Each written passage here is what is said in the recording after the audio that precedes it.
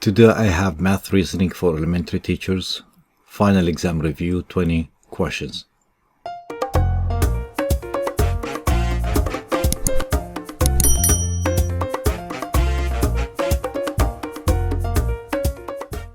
If one must always move upward or to the right in the grid shown below, how many ways are there from point A to point B?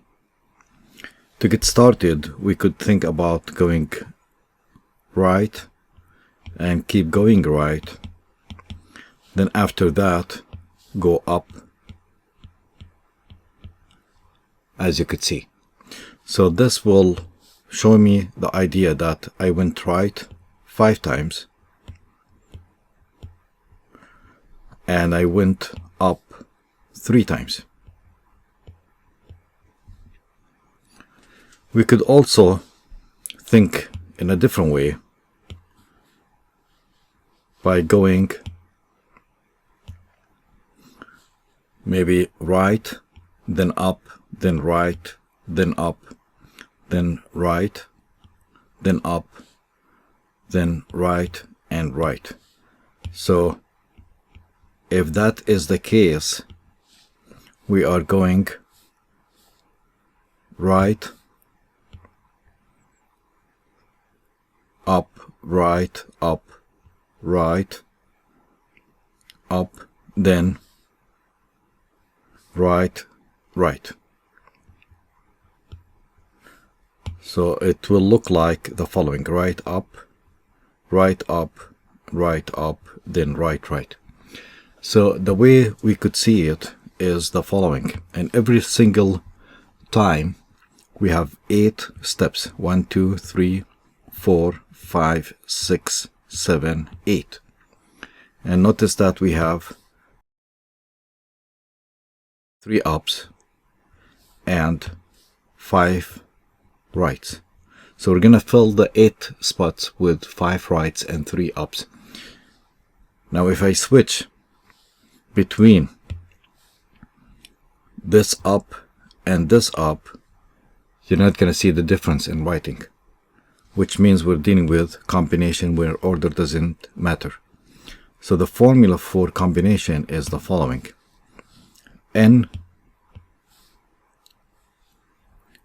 NCR is equal to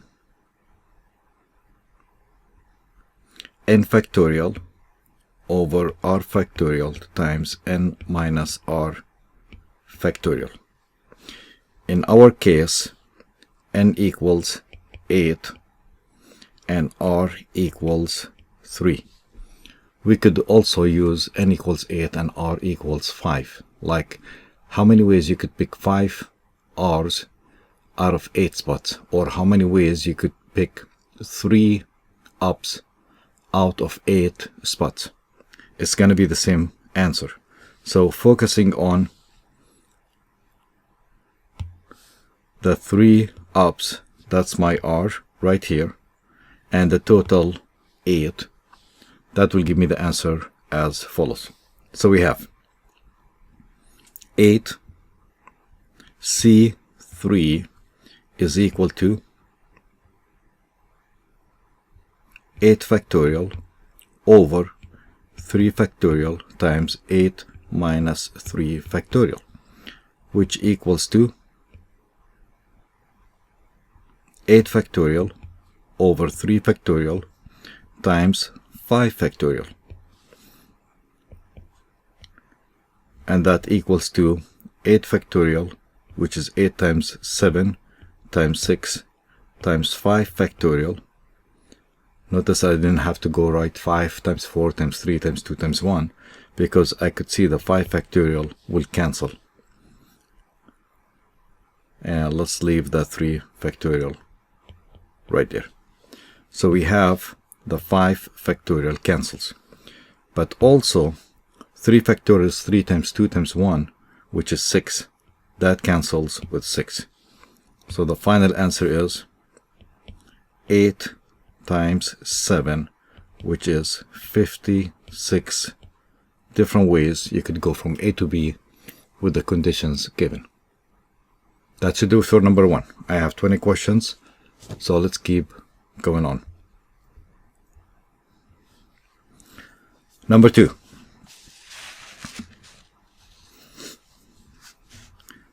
Find the number of terms in the following arithmetic progression. For the arithmetic sequence or progression, we have a common difference d. That's the difference right here, which is between -4 and 3, we're adding 7. And we could see that we're also adding 7 here. 10 to 17, we're adding 7 right here. They told me it's arithmetic, so we do have a common difference, d. And the formula will be as follows. The formula is the nth term is the first term plus d, which is 7 in our case, times n minus 1. Let's apply it. So d is 7, the common difference is 7, and a sub 1 is -4. That's the first term. For the nth term, that is my nth term, 157. So now we have 157 is equal to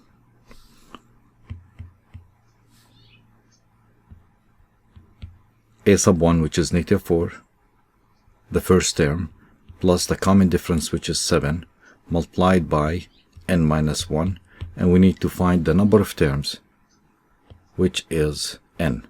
So that's what's missing. N is the piece that is missing. Now we could add 4 to both sides.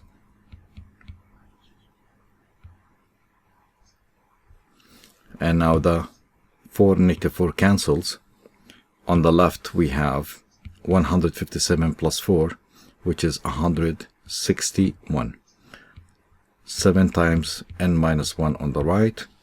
Now let's divide by 7 both sides. Divide by 7, divide by 7. 7 cancels here, and we have 161 divided by 7, which is 23, equals n minus 1. Let's add 1 to both sides. And 1 -1 cancels. And we end up with the number of terms equals 24. And that should do it for number 2. Number 3. A rectangle is 3 times as long as it is wide. So we could use the width and we call it x. The length will be 3x. The second statement says has the same perimeter as the square. So the perimeter of the rectangle is equal to the perimeter of the square on the right side. The third line says whose area is 25 square feet larger than that of the rectangle. Meaning, the area of the square is 25 larger, more than, of the rectangle. Area of the rectangle. Now, going back, I could say that the square has a width of a and a length of a. Because it's a square, it has the same sides. And the perimeter of the rectangle is adding all the sides. So I have 3x right here and x on the left. So I have 3x and 3x and x right and left. That will give me 8x.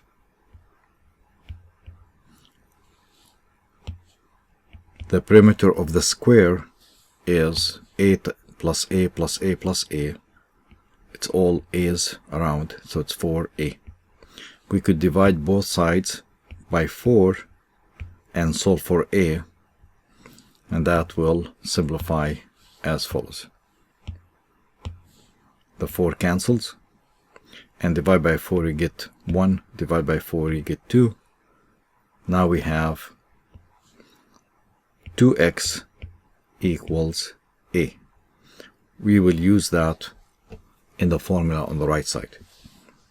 Now, what are the dimensions of both the rectangle and the square? So they want a and x and 3x. The area for the square is length times width, which will be a square. The area for the rectangle will be length times width, 3x times x, which is 3 times x to the second. That's length times width, plus 25. So a square equals 3x square plus 25. And we say that a is 2x, so we'll replace this a with 2x. Now I have 2x instead of a to the second equals 3x to the second plus 25. 2x times 2x on the left will give me 4. X to the second, because the square is for both 2 and x, equals 3x to the second plus 25. Subtract 3x to the second from both sides.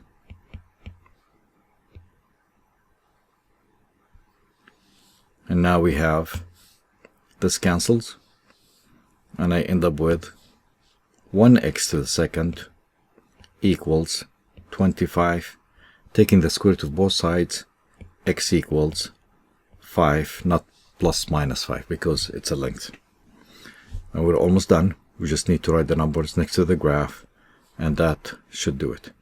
They want the dimensions of both. So if x equals 5, we could put the 5 right here, and that will give me a, which is 2 times 5.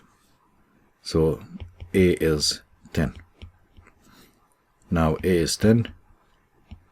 A is 10, so the square is 10 by 10. And x was 5, so we could write 5 right here. And 3 times 5, which is 15. So the dimensions for the rectangle is 5 by 15, and for the square it's 10 by 10. Number 4. How many red playing cards must be drawn from a single deck of cards to be sure that at least 2 are from the same suit?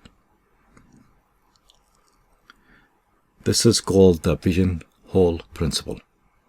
The Pigeonhole Principle talks about the following. Here's the formula, if you want to apply the formula without just using common sense, which works all the time.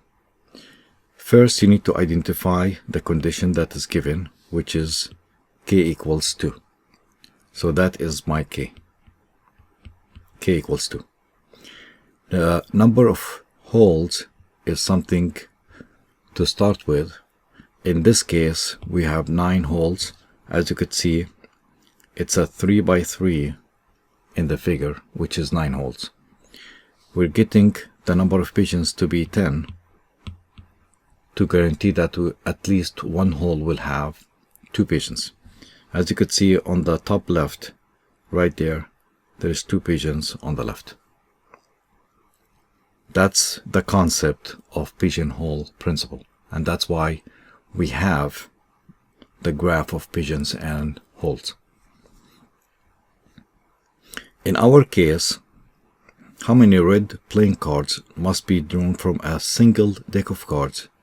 So we are looking at the red cards only. So that's our red cards, which is diamonds and hearts. To be sure, at least two, so that's my k. K is 2. Now the main idea is, how can I determine what is n and what is m? Once we identify that, we just solve for n, and we're done.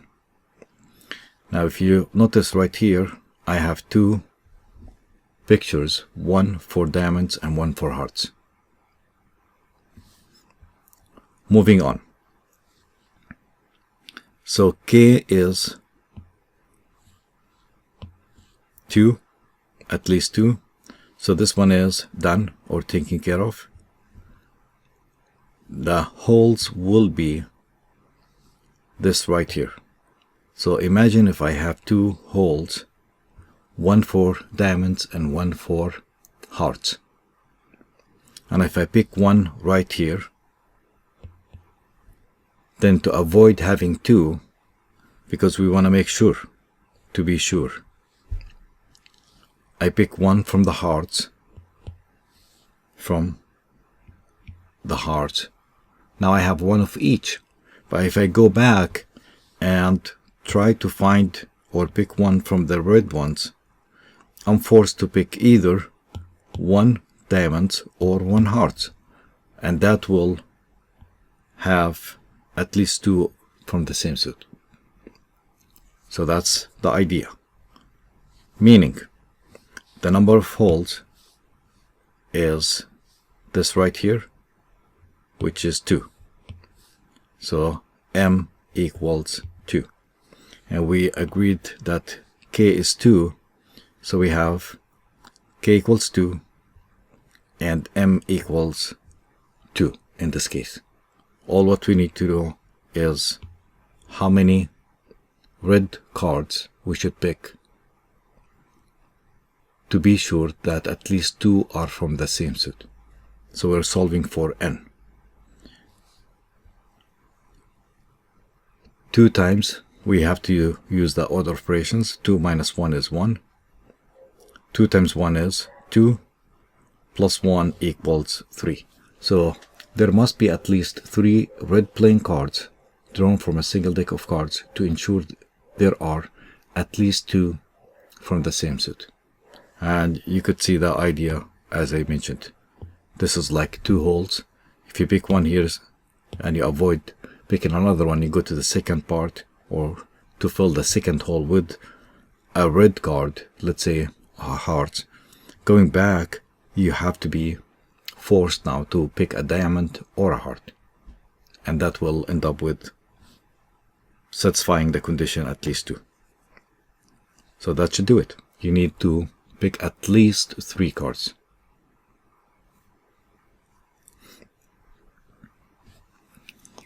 Number 5.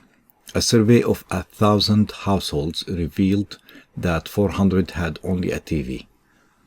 So, to get started, I'm going to write the 1,000 as the universe in this Venn diagram. So this right here is 1,000.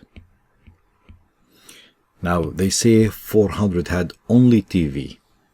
So if this is TV, set A, the 400 will be right here. That's only TV, the left portion. To show that we are looking at the left portion only, I'm going to go and highlight or shade the left portion only. That is the 400, only 400 TV. Because the middle part between the two sets will be combined as an intersection. They have a TV and what's coming, which is computers. Next, for computers, let's call B computers.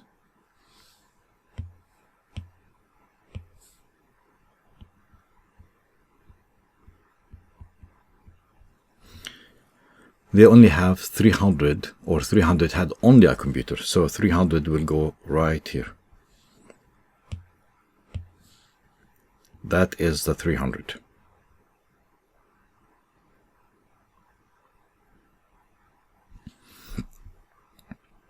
And 100 had neither a TV nor a computer. The 100 has neither, so they're not involved in the two sets, the TV and the computers. Okay, now notice that what we have here is the universe is 1000, and if I go 1000 minus the 100 that was taken care of right here, that will give me 900. That 900 will be for the union, which is the number of A union B. But I already have 400 and 300, so 900 will be the 400 plus 300, which is 700, plus, let's go with black, plus what, 200? So that's the missing part. That is the 200. Now if you add 400, as you could see in the picture, 400 plus 200 plus 300, that will add up to the union, which is 900. How many households have both TV and a computer? That is for both, which is the intersection. So the answer is 200. What is the smallest natural number whose factors include 1, 2, 3, 4, 5, 6, 7, all the way to 7? Whose factors, so it's a multiple. This number should divide by 1 with no remainder, by 2 with no remainder, by 3 with no remainder, all the way to 7. So it's going to be a multiple. We need the smallest, the least common multiple. So the way they're saying it, we need to find the least common multiple of 1, 2, 3, 4, 5, 6, and 7. That is the question. So looking at the numbers 1, 2, 3, 4, 5, 6, 7, notice that 2 and 4 are in blue now. The reason why I have it in blue because they both have 2's, so it's a multiple of 2. The least common multiple of 2 and 4, just focusing on 2 and 4, is 4. The number 4 divides by 2, and the number 4 divides by 4. So looking into 2 and 4, I could see it as 2 to the first and 2 to the second. And 4 on the right side is 2 to the second, meaning to find the least common multiple after you look inside the numbers as prime factors, you pick the largest exponent for a particular prime number. So when we are focused on 2, notice that the 4 is 2 to the second and came from 2 to the second, not 2 to the first. That is mainly what we are looking for, least common multiple. So we're looking at multiples, so we need to get the highest exponent for a common factor like 2 here. Once you look inside 4 and 2, they have a common factor which is 2, or they share the factor 2. That's how we do it. Next, if we look at the numbers, 1 equals 1 to the first, 2 equals 2 to the first, 3 equals 3 to the first, 4 equals 2 to the second, and 5 is 5 to the first, 6 is 2 to the first and 3 to the first, and 7 is 7 to the first. So basically we're looking at the 2 that is a question mark. As I mentioned earlier, on the left right here, we're going to pick the 4. We need a number that is a least common multiple, so it has to divide by not only 2, by 4. To divide by 4, I need to pick 2 to the second. So here we go. To find the least common multiple between the numbers listed, we are looking at 2 to the second instead of 2 to the first, and everything else will be picked just like this. To the first, 1 is not going to make any difference. Multiply the numbers and we get 420. This number 420 divides by 1, divides by 2, divides by 3, divides by 4, divides by 5 and 6 and 7 without any remainder. Well, of course, on the other hand, if you multiply the numbers 1 times 2 times 3 times 4 times 5 times 6 times 7, you'll get the number that divides by each one of them without a remainder. But we want the smallest, the least common multiple, and that is 420. Number 7. Use the method based on prime power representations to find the greatest common factor or the greatest common divisor. So we're looking at now factors or divisors. So we're looking at numbers less than, not greater than. The previous problem, we were looking at the least common multiple, so we're looking at multiples. In this case, we're looking at factors. So we're between m and n, which already given to me as power representation with prime factors. We'll have to look at the least amount of each factor. The greatest common divisor or factor of 3 to the second, 7 to the first, times 11 to the second, comma, 3 to the third, 7 to the second, and 11 to the first, equals between 3 to the second and 3 to the third, we will pick 3 to the second. Between 7 to the first and 7 to the second, since we're looking at divisors or factors, we take the least, which is 7 to the first. 11 to the first, 11 to the second, we take the least amount, and that will give me times 11 to the first. And that will end up equals to 693.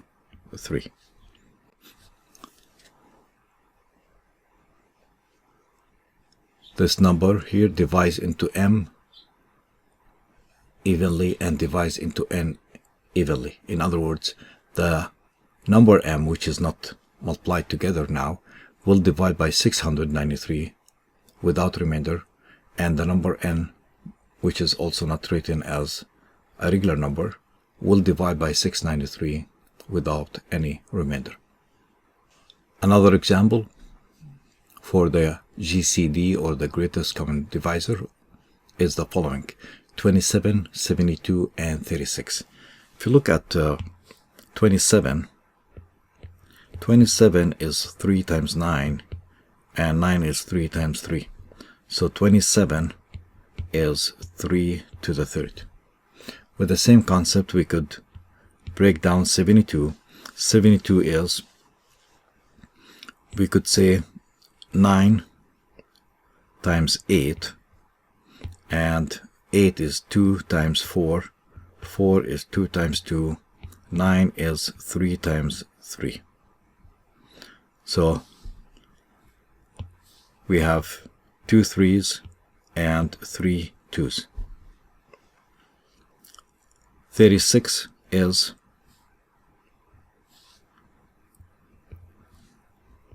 6 times 6, and every 6 is 2 times 3, 2 times 3, so we have 2 2s and 2 3s. Now, to summarize what we have, 27 is 3 to the third times 2 to the power 0. Because I'm dealing with 2s and 3s, there is no 2s in it. I could see the 3 3s right here. Let me use a different color.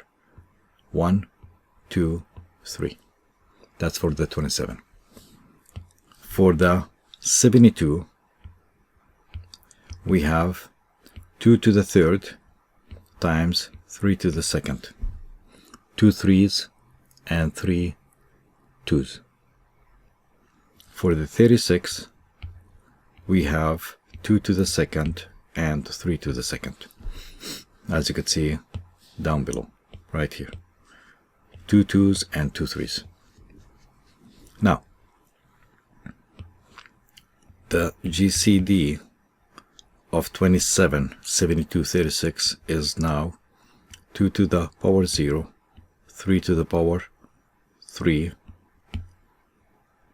2 to the power 3 times 3 to the power 2, and 2 to the second, 3 to the second for the number 36.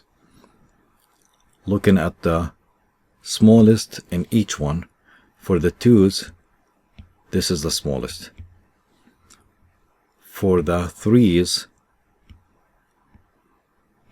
we have 3 to the second, so we'll pick on this one, the smallest. So the answer is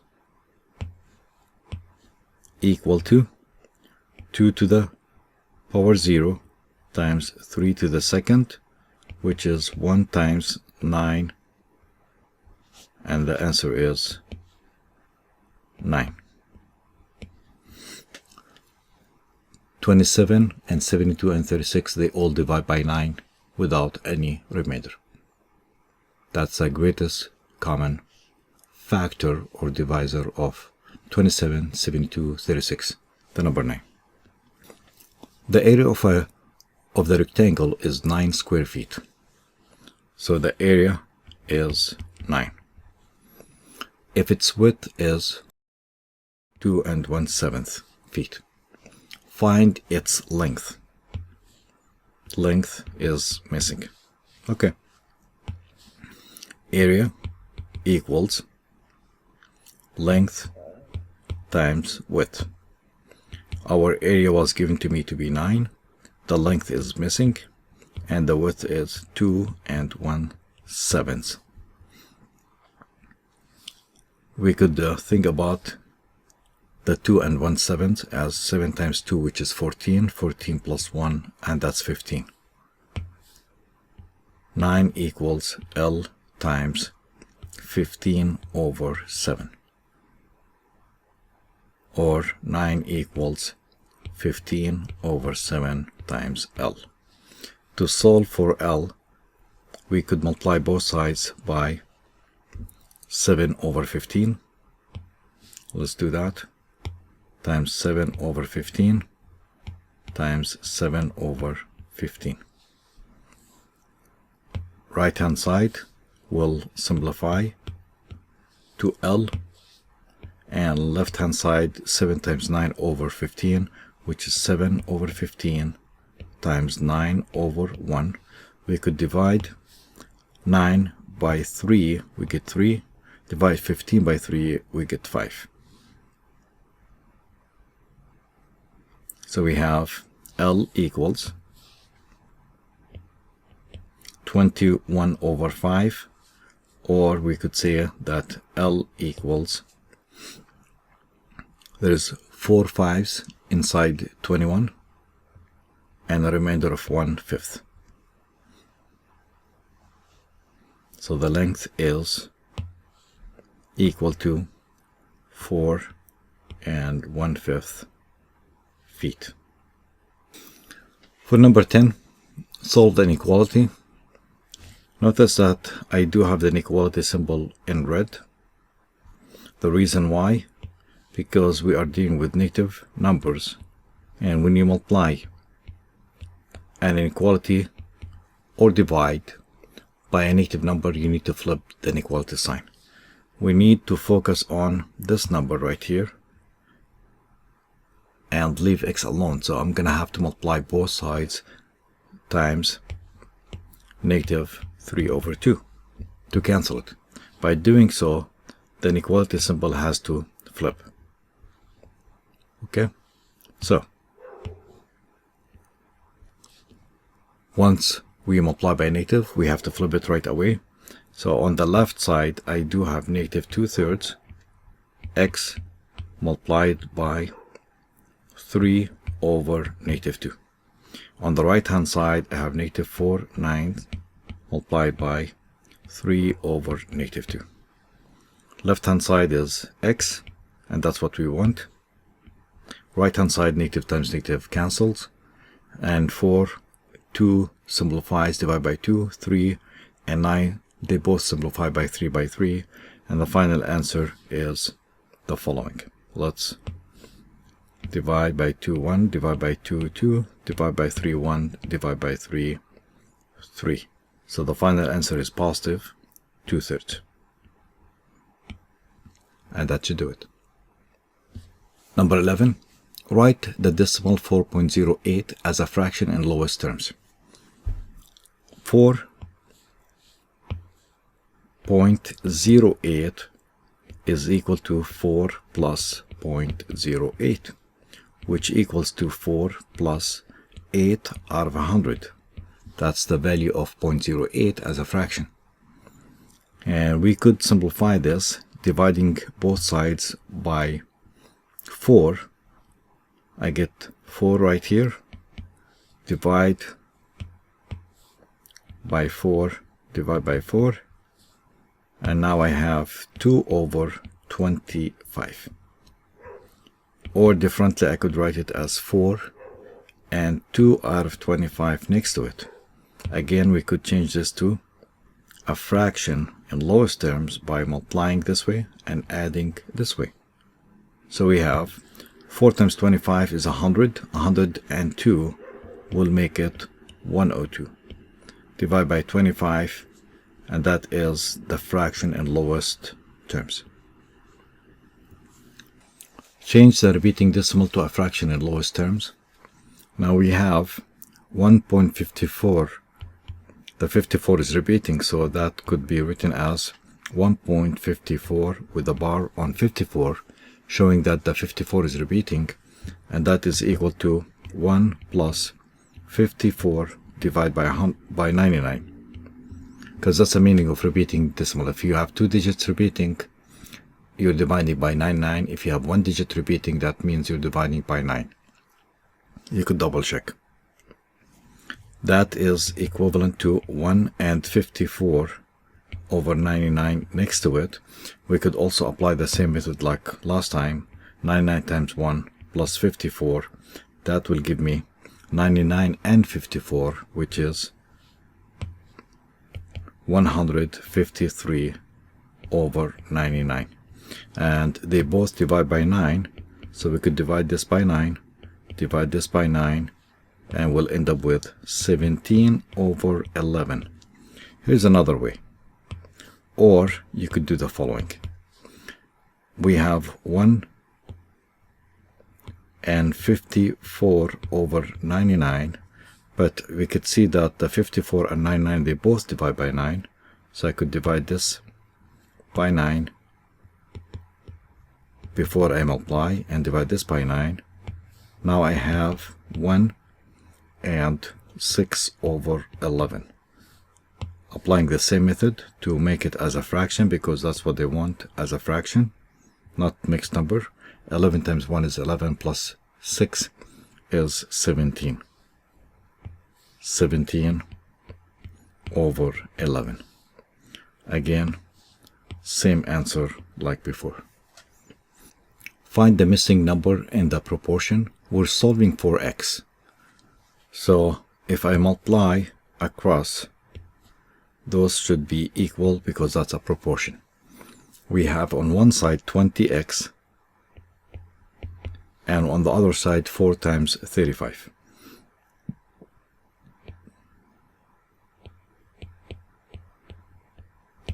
So now we have 20 multiplied by x equals 4 times 35, or x equals 4 times 35 all over 20.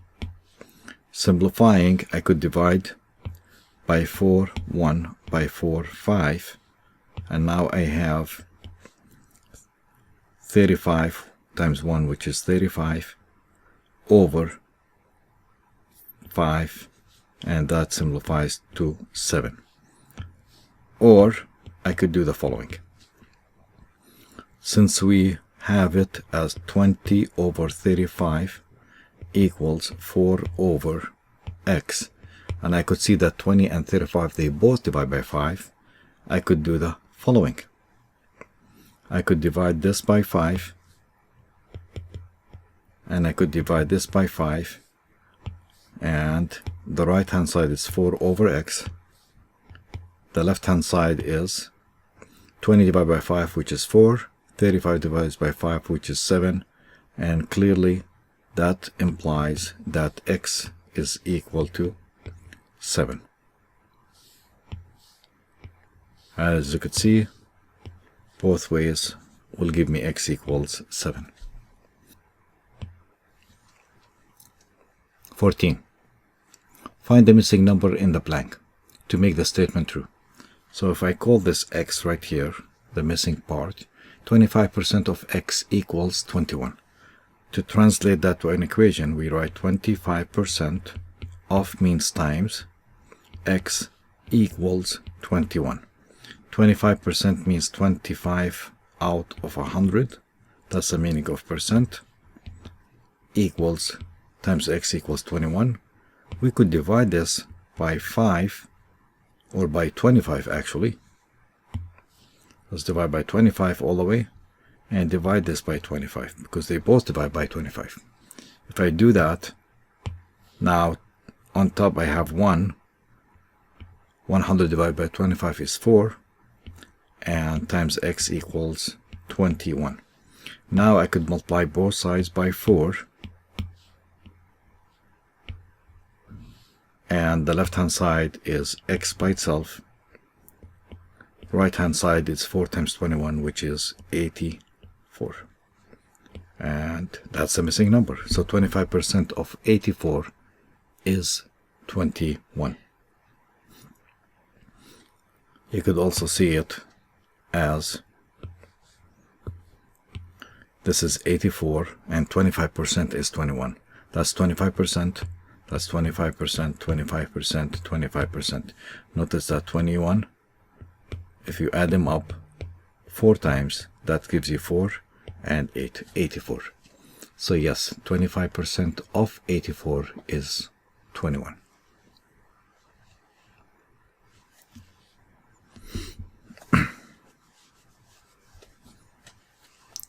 Write the decimal 5.59 as a percent. We have 1 is equal to 100 as percent.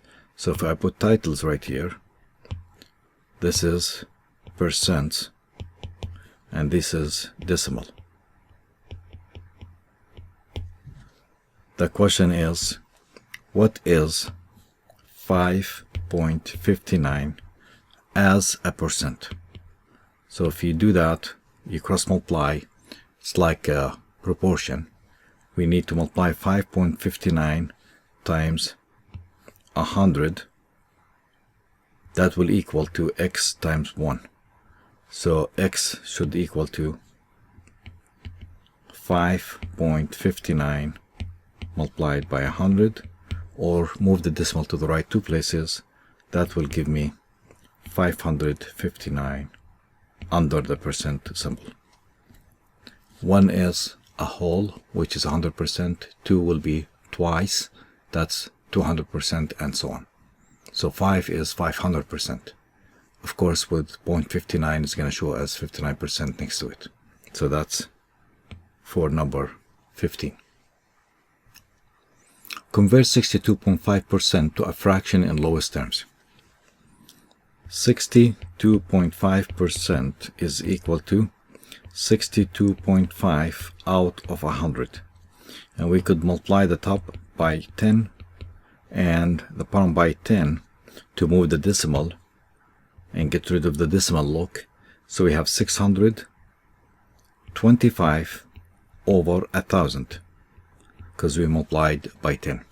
Now clearly we could simplify by dividing by 25 because 625 divides by 25 clearly, and 1,000 divides by 25. If you do that, we get 25 over 40.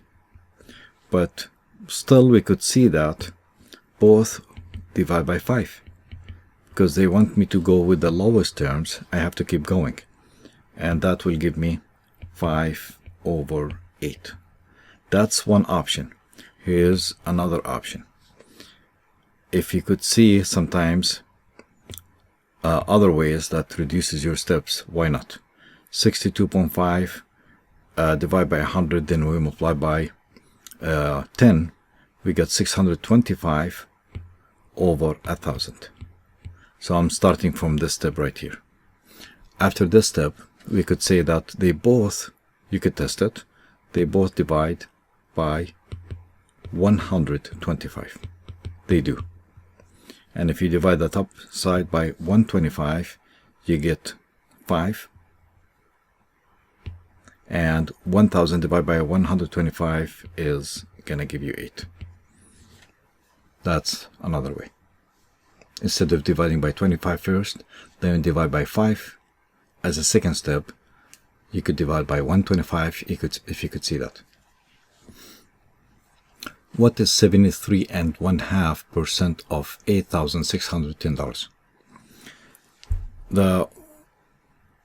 The question right here has a half in the way, so it's kind of like sometimes confusing, let's say. So let's go step by step. So we have 73.5% of, that means times 8610.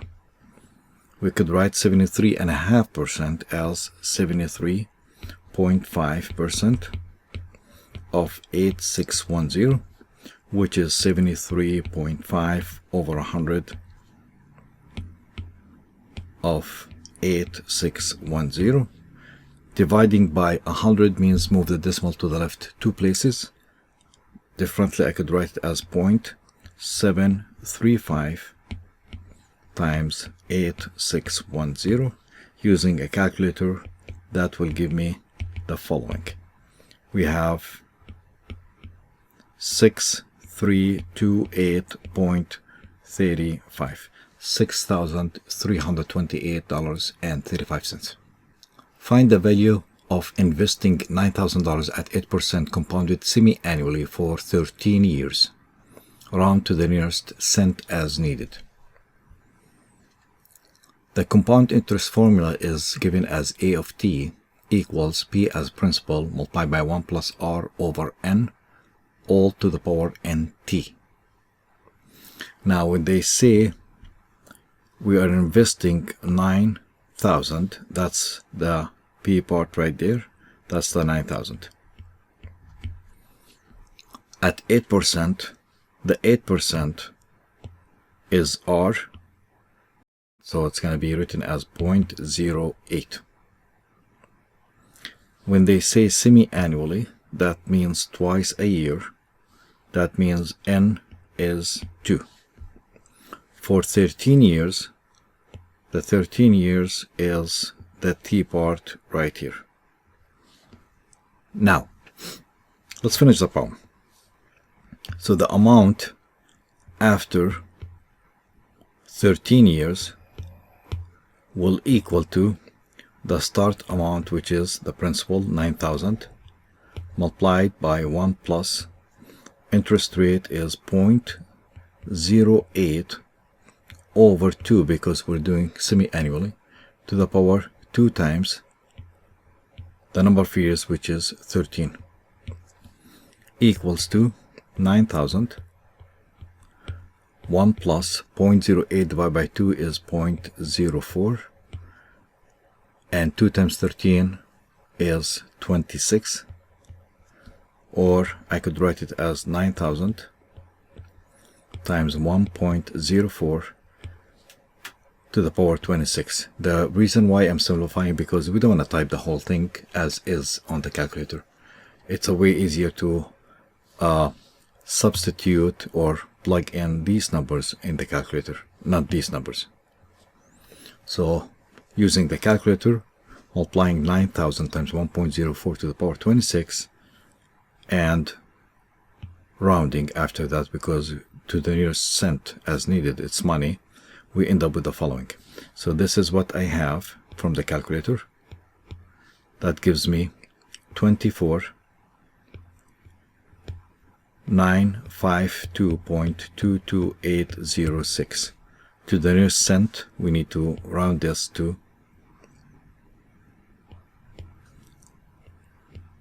24,952.23. That's the answer. An employee's new salary is 19,110.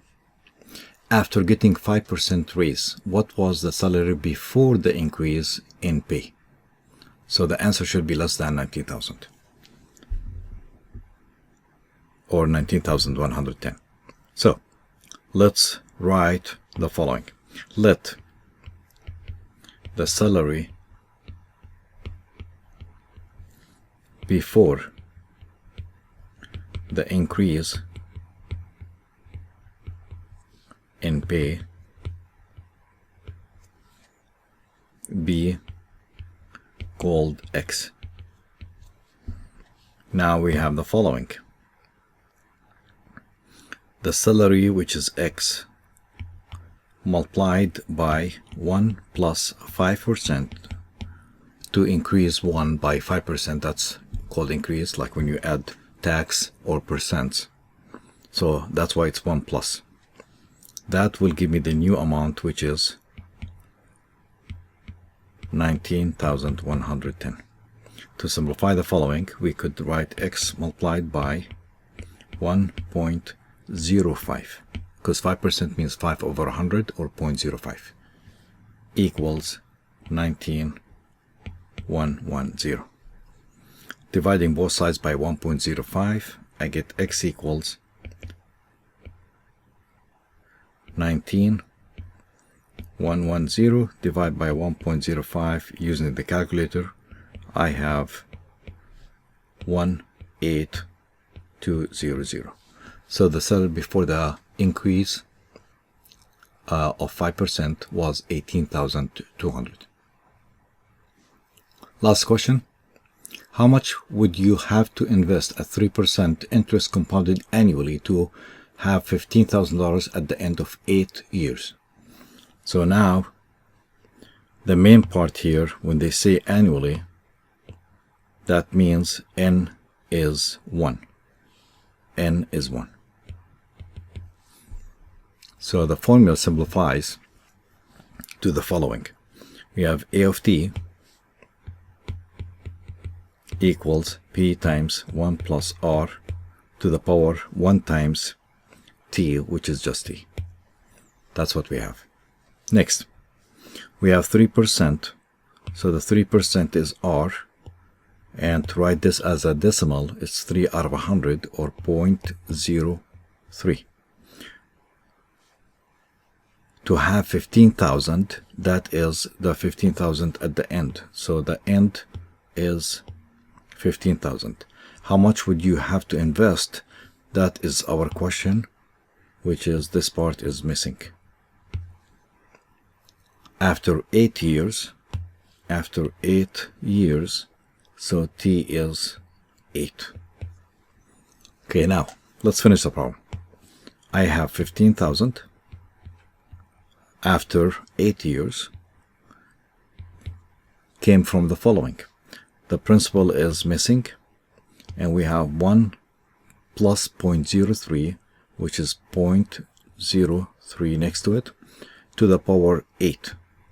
To find the principal, the starting amount, we divide both sides by 1.03 to the power 8, and we have 15000 divided by 1.03 to the power 8, and that should give me P equals 11,841.14, and that should do it. That is the 20 questions that we have, and we're done. Thank you for watching. If you like this video, hit the like button and subscribe, and I'll see you next time. Thank you.